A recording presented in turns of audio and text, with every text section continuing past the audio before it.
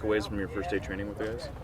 Yeah, it's my second training, but my first day with the whole team. It was good to get in training and work on some things. The level was good. There's a lot of quality in this team, and just looking forward to getting to know the team better and helping the team do well. So you think you'd be okay to play some role Saturday?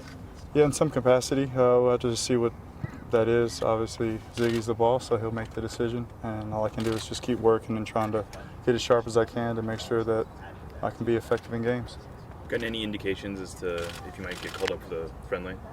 I don't know what's going on at this point. I hadn't even played in a competitive game. The only two games I played in have been friendlies. I played 60 minutes in one and 45 in the other, but still was able to score a goal, which was good in preseason with Tottenham. And now I'm here, and now it's about getting minutes, and I think you'll know where you stand once you start getting minutes. Despite the amount of experience you bring to the table, what kind of challenges do you face trying to mesh in with a new team? Yeah, it's always difficult when you try to, when you go to a new team, there's a little bit of an adjustment period. But at the same time, I'm lucky I know a few of the guys here. I played with them over the years or with the national team. So that helps, getting more comfortable. And yeah, it's just about, getting in games and making a difference. And I think once you're able to help the team win in some capacity, whether it's, assist or getting goals, I think you start getting on a streak from there. So I think the real key is, that will help me settle in once I get my first goal or assist. What do you think your role on the field is going to be? Some position in attacking third, I would think. Like I said, Ziggy's the boss, and whatever he thinks is going to be best to suit the team, I'm all for it. So I just see what position I play in and just try to make a difference where I'm on the field.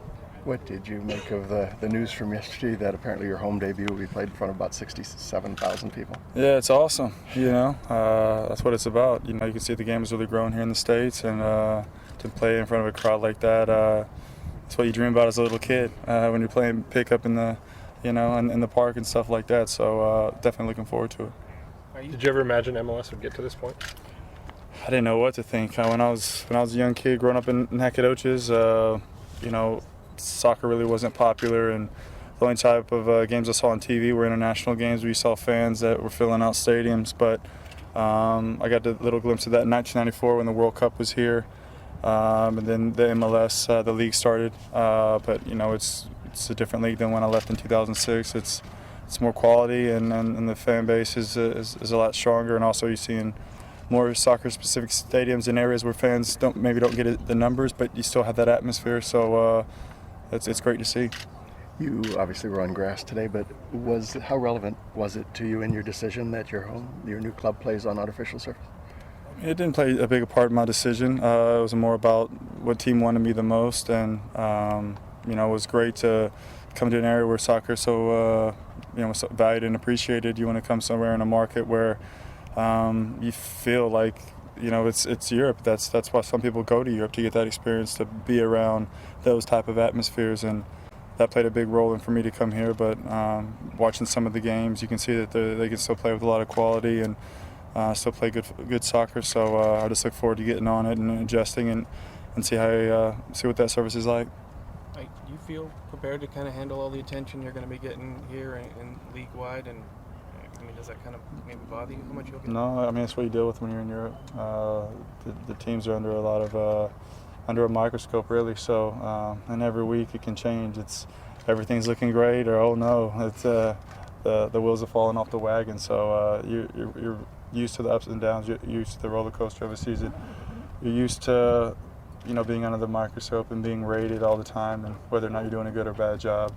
I think being in Europe has prepared me for whatever situation that I'll face, because I've fought in relegation battles. I've played in Europa League finals. We played against some of the biggest teams in the world. So played in 2 World Cups. I feel equipped to handle any situation.